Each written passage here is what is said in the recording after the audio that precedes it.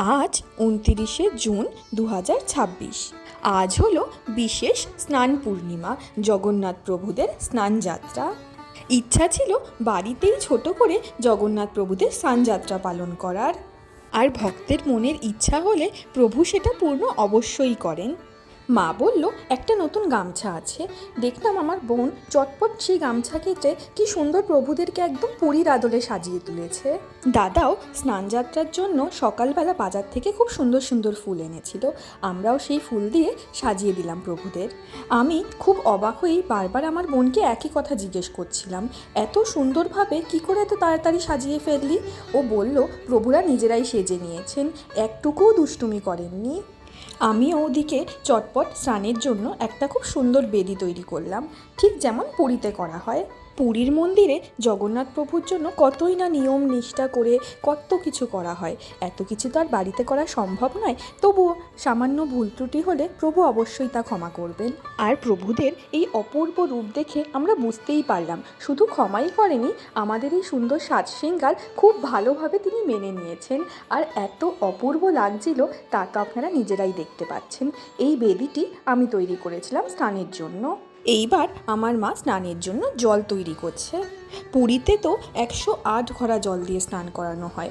আমাদের বাড়িতে সেটা সম্ভব না হলেও একটা বিশেষ জিনিস আমরা করলাম। আমরা যখনই যেখানে ঘুরতে যাই আমার মা সেখান থেকে গঙ্গা নিয়ে আসে। আমাদের বাড়িতে এই সময় রাজস্থানের পুষ্করের জল, তাছাড়া ছিল বেনারসের দশাশ্বমেধ ঘাটের জল, আর ছিল ঋষিকেশের গঙ্গার জল। এতদিন ধরে ঘুরে ঘুরে এই জলগুলোকে সঞ্চয় করে রাখা অবশেষে কাজে দিল। এই জলগুলির সাথেই আমরা মিক্স করলাম পঞ্চামৃত, তার সাথে প্রভুদের প্রিয় কর্পূর, চিনি, অগ্রু, মধু, এই সব মিক্স করেই আমরা বানালাম প্রভুদের জন্য তাদের স্নান জল। এরপর যথারীতি প্রভুদেরকে নিয়ে গেলাম সিংহাসন থেকে তাদের স্নান বেদিতে। প্রভুরা কিন্তু স্বয়ং ২০২৫-এ আমাদের সাথে পুরী থেকে এসছেন, কাজেই এটিই ছিল আমাদের প্রথম স্নানযাত্রা। তিনি হলেন পরম কৃপাময়, তাই তো আমাদের ইচ্ছায় তিনি সাড়া দিয়েছেন, আমাদের সাথে এসছেন আমাদের বাড়িতে, থুরি তার নিজের বাড়িতে। আজ যেন তাদের দিক থেকে চোখই ফেরাতে পারছিলাম না। প্রথমেই আমার মা বলভদ্র প্রভুকে দিয়ে স্নান করানো শুরু করলেন।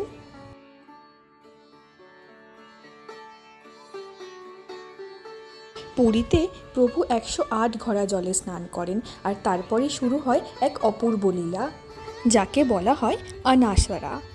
প্রভুরা ১৫ দিনের জন্য অসুস্থ হন এবং এই ১৫ দিন কাউকে তাদের দর্শন দেওয়া হয় না, তারা থাকেন বিশেষ চিকিৎসার অধীনে। এইবার পুরী ঘুরতে গিয়ে আমি অলয়নাথ দেবের গল্প আপনাদের সঙ্গে শেয়ার করেছিলাম। একবার চৈতন্য মহাপ্রভু এই অনাসরা চলার সময়ই পৌঁছেছিলেন পুরীতে এবং প্রভুদের দর্শন করতে না পেরে তিনি প্রচণ্ড মনোকষ্টে ভুগছিলেন। তিনি সমুদ্রের তীরে চলে যান নিজের জীবন ত্যাগ করার জন্য।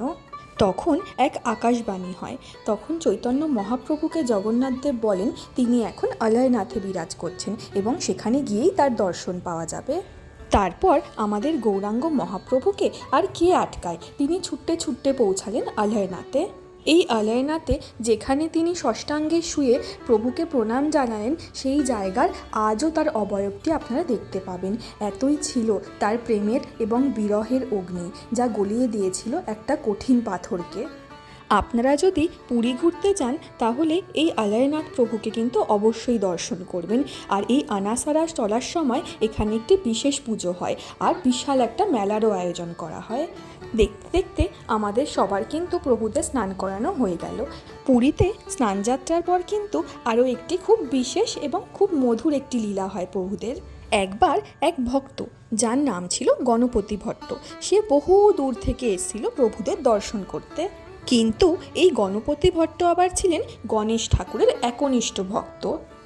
তিনি মনে মনে ভেবেছিলেন জগন্নাথ পুরীতেও হয়তো গণেশ ঠাকুরকেই পুজো করা হয়। এই ভেবে যখন তিনি জগন্নাথ প্রভুর দর্শন করলেন এবং গণেশ ঠাকুরের দর্শন পেলেন না, তখন মনে মনে তিনি বড় ব্যথিত হলেন। তিনি চলে গেলেন সমুদ্রের পাড়ে প্রচণ্ড দুঃখ ভরা হৃদয়ে। তিনি ভাবলেন তিনি হয়তো তার আরাধ্য গণেশ ঠাকুরের প্রতি প্রচণ্ড অন্যায় করে ফেলেছেন। তার এই একনিষ্ঠ ভক্তিতে জগন্নাথ প্রভু অত্যন্ত প্রসন্ন হলেন। গণপতি ভট্ট শুনতে পেলেন এক আকাশবাণী, তাকে যেন কেউ বলছে, আবার আয়, এসে আমার দর্শন কর, তুই তো আমাকে ঠিক করে দর্শনই করলি না, আমার সুর তুই দেখতে পাবি কি করে। এরপর গণপতি ভট্ট আবার গেলেন। এইবার যখন দেখলেন তখন রত্ন সিংহাসনে সজ্জিত হয়ে রয়েছেন গজবেশে জগন্নাথ প্রভু স্বয়ং নিজে। প্রভুর এই মধুর লীলাকে মনে রেখেই আজকের দিনেও স্নানযাত্রার পর পুরীতে প্রভুকে সাজানো হয় বিশেষ গজানন বেশে। আমাদের কাছে বাড়িতে এই গজানন বেশা সাজানোর উপকরণ ছিল না ঠিকই, তবে আমরা যখন দীঘাতে গেছিলাম ওখান থেকে প্রভুর জন্য একটা খুব সুন্দর জামা এনেছিলাম। ঠিক করলাম স্নানের পরে এই ড্রেসটি পরাবো প্রভুদেরকে। এদিকে আমার বোন তাড়াতাড়ি ভোগের ব্যবস্থায় জুটে পড়ল। স্নানের পর প্রভুরা আবার সুন্দরভাবে সেজে নিলে আমরা তাদেরকে সিংহাসনে বসিয়ে আরতি করে নিলাম।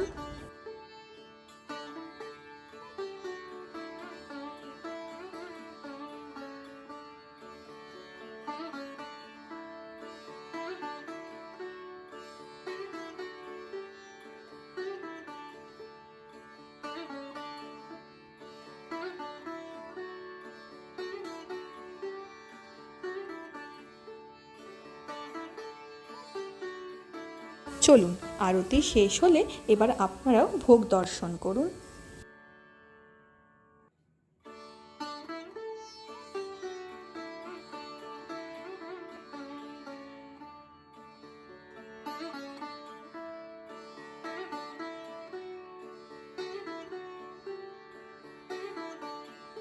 আজকে এই স্নান পূর্ণিমার বিশেষ তিথিতে শুধু কিন্তু জগন্নাথ প্রভু নন, স্বয়ং মা ভবতারিণী মা কালীকেও কিন্তু স্নান করানো হয়। আমরা সকলেই জানি আমাবতীতে রজস্বলা হন মা, আর তারপরই এই বিশেষ স্নানযাত্রাতে কিন্তু তাকেও স্নান করানো হয়। মা হলেন স্বয়ং প্রকৃতি, আর জগন্নাথ প্রভু হলেন সেই প্রকৃতিরই পালনকর্তা। কাজেই দুজনেরই কিন্তু বিশ্রামের যথেষ্ট প্রয়োজন রয়েছে। এই বিশ্রামের পরই ওনারা আবার নতুনভাবে জেগে ওঠেন, নতুন তেজ নিয়ে, নতুন রূপ নিয়ে। আপনাদের সকলকে জানাই স্নানযাত্রার অনেক অনেক শুভেচ্ছা। প্রভুর কৃপাদৃষ্টি যেন সব সময় সকলের ওপর থাকে। জয় জগন্নাথ। আবার দেখা হবে পরবর্তী ব্লগে।